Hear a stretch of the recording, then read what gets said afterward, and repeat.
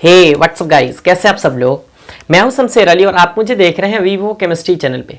तो आज की इस वीडियो में हम लोग ऑक्सीकरण अभिक्रिया यानी उपचयन अभिक्रिया, जिसको ऑक्सीडेशन रिएक्शन कहते हैं, उसके बारे में पढ़ेंगे। ये स्पेशल 10th क्लास के लिए वीडियो होगी, क्योंकि इसी टॉपिक को 11th क्लास में भी थोड़ा एक्स्ट्रा पढ़ना है। तो वीडियो में बने रहिए, और अगर आप इस चैनल पे नए हैं तो चैनल को सब्सक्राइब करके बेल आइकन को प्रेस कर लीजिए। और अगर आपको वीडियो अच्छा लगे तो वीडियो को लाइक करिए, अपने दोस्तों के साथ शेयर करिए, ताकि आपके दोस्तों का भी इस वीडियो के माध्यम से कॉन्सेप्ट क्लियर हो सके। तो चलिए हम लोग शुरू करते हैं। तो सबसे पहले इस ऑक्सीकरण यानी उपचयन अभिक्रिया का डिफिनीशन यानी परिभाषा देखते हैं।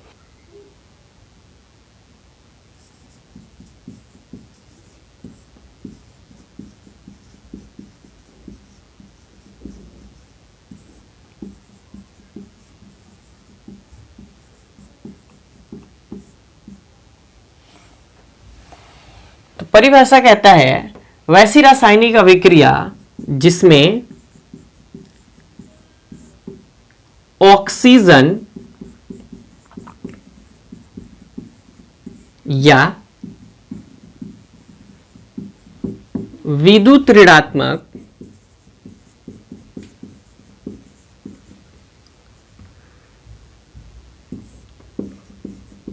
परमाणु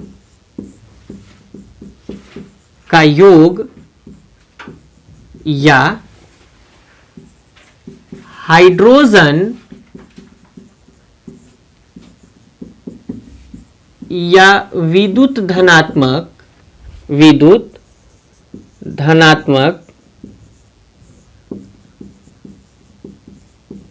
परमाणु का वियोग या ह्रास हो, उसे ऑक्सीकरण या उपचयन अभिक्रिया कहते हैं। क्या कहते हैं? उपचयन अभिक्रिया कहते हैं। तो जरा देखिएगा, कह रहा है वैसी रासायनिक अभिक्रिया जिसमें ऑक्सीजन या विद्युत ऋणात्मक परमाणु, ये विद्युत ऋणात्मक परमाणु क्या होते हैं? ये अधातु होते हैं। क्या होते हैं? अधातु होते हैं। और उसके बाद कह रहा है हाइड्रोजन या विद्युत धनात्मक। तो विद्युत धनात्मक परमाणु क्या होते हैं? ये जो होते हैं धातु होते हैं। क्या होते हैं? धातु होते हैं। तो इनका अगर वियोग यानी ये किसी पदार्थ से हटते हैं यानी उनका ह्रास हो, तो उस रासायनिक अभिक्रिया को हम लोग क्या कहेंगे? उपचयन या ऑक्सीकरण कहेंगे। जैसे अगर मैग्नीशियम ऑक्सीजन से अभिक्रिया करता है, तो जैसे अभिक्रिया करता है तो मैग्नीशियम ऑक्साइड का निर्माण होता है। तो इस अभिक्रिया में मैग्नीशियम ऑक्सीजन से जुड़ रहा है, या यूं कहे कि ऑक्सीजन मैग्नीशियम से जुड़ रहा है, तो मैग्नीशियम ऑक्साइड का निर्माण हो रहा है। तो यहां मैग्नीशियम का उपचयन हो रहा है। क्या हो रहा है? उपचयन हो रहा है, क्योंकि यह एक उपचयन यानी ऑक्सीकरण अभिक्रिया है। इसी तरीके से अगर कार्बन ऑक्सीजन से अभिक्रिया करता है तो कार्बन डाइऑक्साइड गैस का निर्माण होता है। सल्फर ऑक्सीजन से अभिक्रिया करता है तो सल्फर डाइऑक्साइड गैस का निर्माण होता है। फिर इसी तरीके से अगर फास्फोरस ऑक्सीजन से अभिक्रिया करता है तो फास्फोरस पेंटा ऑक्साइड का निर्माण होता है। तो जरा देखिएगा कि इन सभी अभिक्रियाओं में ऑक्सीजन मैग्नीशियम से, कार्बन से, सल्फर से और फास्फोरस से जुड़ रहा है। तो इसलिए ये सभी के सभी ऑक्सीकरण यानी उपचयन अभिक्रिया है। अगर हम पूछें कि भाई किस पदार्थ का यहां उपचयन हुआ है, कौन सा पदार्थ ऑक्सीकृत हुआ है, तो इसमें मैग्नीशियम से ऑक्सीजन जाकर के जुड़ रहा है, तो इसलिए मैग्नीशियम का यहां उपचयन हुआ है, यानी मैग्नीशियम ऑक्सीकृत हुआ है। इसी तरीके से यहां कार्बन का उपचयन हुआ है और यहां सल्फर का उपचयन हुआ है और यहां फॉस्फोरस का उपचयन हुआ है, यानी कार्बन, सल्फर, फास्फोरस और मैग्नीशियम इस रासायनिक अभिक्रिया में ऑक्सीकृत हुए हैं यानी उपचयित हुए हैं। तो ये रही बात केवल ऑक्सीजन की कि ऑक्सीजन या विद्युत ऋणात्मक परमाणु, ये ऑक्सीजन जो होता है विद्युत ऋणात्मक परमाणु ही होता है। और इस ऑक्सीजन को और जितने विद्युत ऋणात्मक परमाणु होते हैं उनको हम लोग उपचायक या ऑक्सीकारक कहते हैं। तो ऑक्सीकारक ऑक्सीजन या कोई भी विद्युत ऋणात्मक परमाणु होते हैं। अब हम लोग यहां से जो हाइड्रोजन या विद्युत ऋणात्मक परमाणु का वियोग या ह्रास वाली पॉइंट है उसको हम जरा चेक कर लेते हैं। उसके अकॉर्डिंग हम एग्जाम्पल कैसे लिखेंगे जरा लिखते हैं। जरा देखिएगा, अगर हाइड्रोजन क्लोराइड और ऑक्सीजन को, मतलब हाइड्रोजन क्लोराइड गैस और ऑक्सीजन गैस को दोनों को एक साथ मिक्स करके गर्म करें तो ये जल और फिर क्लोरीन गैस का निर्माण करता है।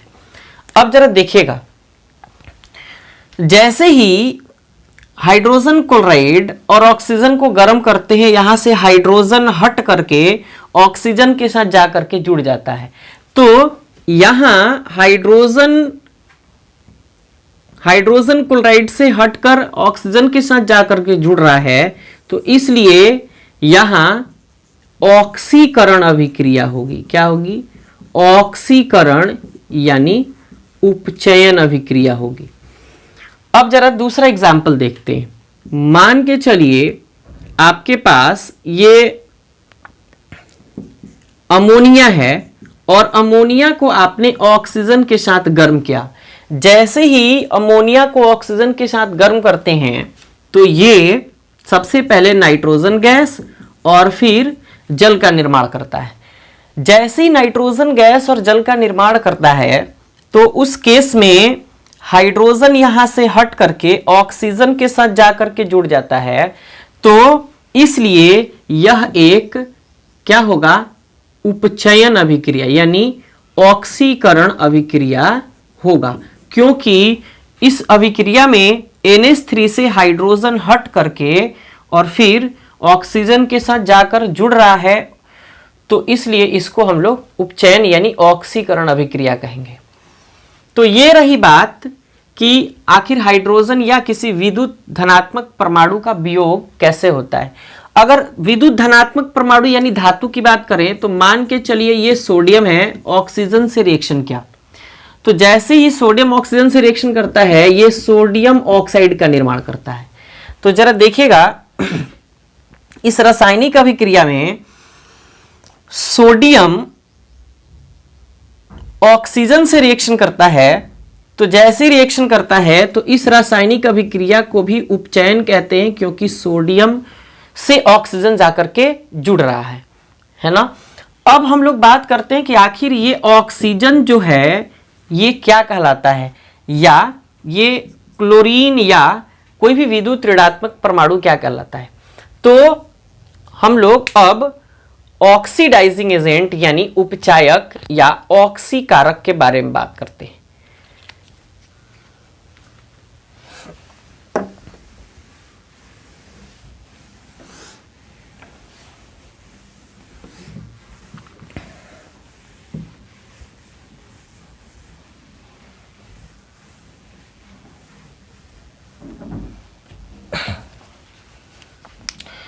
तो चलिए, हम लोगों ने डिफिनीशन देख लिया, बहुत सारे एग्जाम्पल्स देख लिए। अब हम लोग ऑक्सीडाइजिंग एजेंट यानी उपचायक या ऑक्सीकारक के बारे में बात करते हैं। कहता है कि उपचायक किसे कहते हैं, या उसी को हम लोग ऑक्सीकारक कहते हैं। क्या कहते हैं? ऑक्सीकारक। तो दुनिया का कोई भी पदार्थ जो विद्युत धनात्मक परमाणु से जाकर जुड़ता है उसे हम लोग क्या कहते हैं? उपचायक या ऑक्सीकारक कहते हैं। जब कोई भी परमाणु विद्युत धनात्मक परमाणु से जाकर जुड़ेगा तो कैसा होगा, ओबियसली ऋणात्मक ही होगा। तो एक बात यहां सामने आती है कि सभी अधातु, केवल कार्बन को छोड़कर सभी अधातु क्या होते हैं, ऑक्सीकारक। क्या होते हैं, ऑक्सीकारक या उपचायक होते हैं। क्या होते हैं, ऑक्सीकारक या उपचायक होते हैं। ये अधातु जैसे hydrogen, nitrogen, chlorine, fluorine, bromine, iodine, है ना, ये सब के सब जितने अधातु हैं, फास्फोरस वगैरह सब के सब, ये मोस्टली ये ऑक्सीकारक होते हैं क्योंकि ये किसी पदार्थ के साथ जाकर के जुड़ते हैं। और सबसे प्रमुख है ऑक्सीजन। क्यों? क्योंकि सबसे फेमस ऑक्सीजन है और डिफिनीशन में इसी ऑक्सीजन का हम लोग इस्तेमाल करते हैं। ये रहा ऑक्सीकारक यानी उपचायक। कुछ ऐसे पदार्थ हैं जो उपचायक भी होते हैं, अपचायक भी होते हैं। अपचायक की बात हम लोग अगली वीडियो में करेंगे।